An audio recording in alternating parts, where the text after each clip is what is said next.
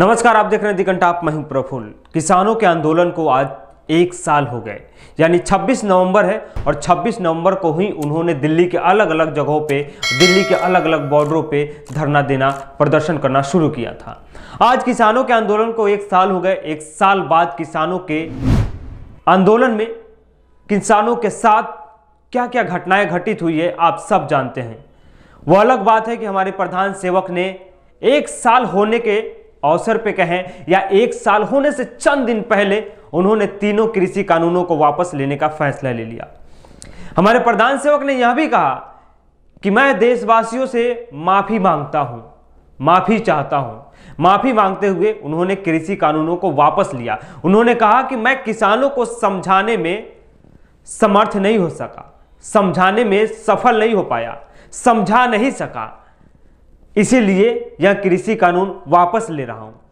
लेकिन हमारे देश की मीडिया चैनलों की हेडलाइन आप देखिए, उनके टॉप और लोअर बैंड देखिए, आपको समझ में आ जाएगी कि मीडिया वालों के दिमाग में क्या है। आखिर बड़े बड़े एंकर और एंकराइन के जेहन में कौन सी बात चल रही है, पत्रकारिता के नाम पे क्या कर रहे हैं, आप खुद ही समझ जाइएगा। लेकिन आज मैं ये बातें क्यों कर रहा हूं, क्योंकि आज 1 साल हो गए और 1 साल होने पे गाजीपुर बॉर्डर पे मीडिया के बड़े बड़े चैनल के धुरंधर, बड़े बड़े चैनल के एंकर, रिपोर्टर आज गाजीपुर बॉर्डर पहुंचे हैं। राकेश टिकैत से बात कर रहे हैं, किसानों से बात कर रहे हैं। किसानों से यह भी बात किया जा रहा है कि 1 साल हो गए आप लोग के यहां पे बैठे हुए, अब तो कृषि कानून तीनों वापस ले लिया गया है, आप लोग घर कब जाएंगे। तीखे तीखे सवाल पूछे जा रहे हैं। वहां पे रिपोर्टर की हिम्मत नहीं है कि किसानों से कुछ अटपटे सवाल पूछ ले, क्योंकि किसान लगातार पत्रकारों की औकात दिखाते आए हैं।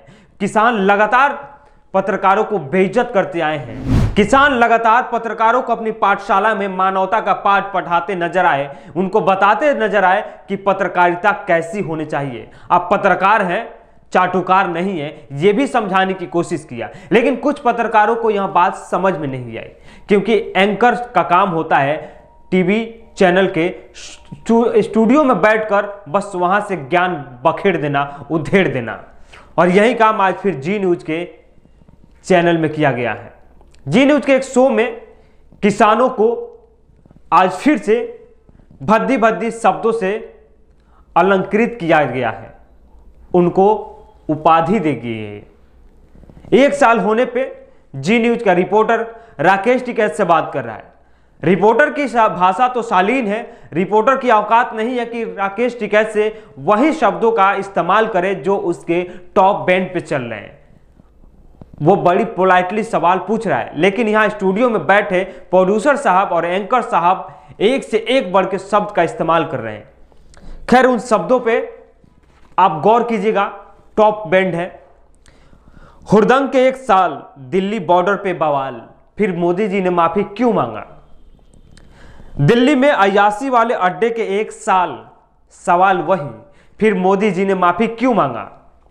बंधक गैंग के 1 साल, मेरी दिल्ली बेहाल, फिर मोदी जी ने माफी क्यों मांगा।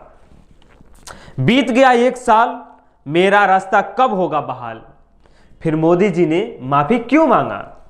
1 साल तक घमासान, दिल्ली में नकली किसान, जब नकली किसान तो फिर मोदी जी ने माफी क्यों मांगा।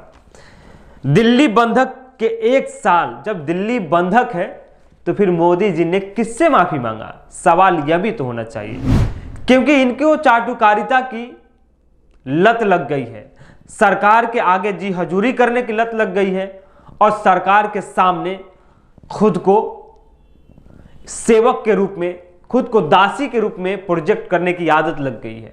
चारों ओर भाट कवियों का काम कर रहे हैं।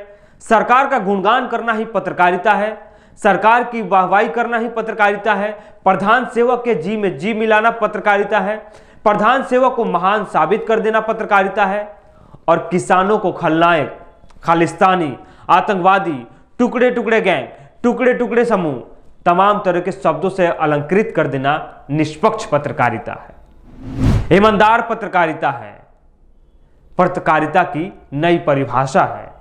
खैर, अब लोअर बैंड पढ़ा देता हूं। बक्कल गैंग रिटर्न अलर्ट पर राजधानी। यानी बक्कल उतार देंगे। याद होगा ना योगी जी का। आंदोलन जीवियों की सियासी साजिश का क्या है इलाज, यानी आंदोलन जीवी है। हमारे प्रधान सेवक ने यह शब्द दिया था, यह शब्द प्रधान सेवक ने इस्तेमाल किया था, आंदोलन जीवी परजीवी। उसका इस्तेमाल मीडिया भरपूर की, आंदोलन जीवी उनको करार दिया गया।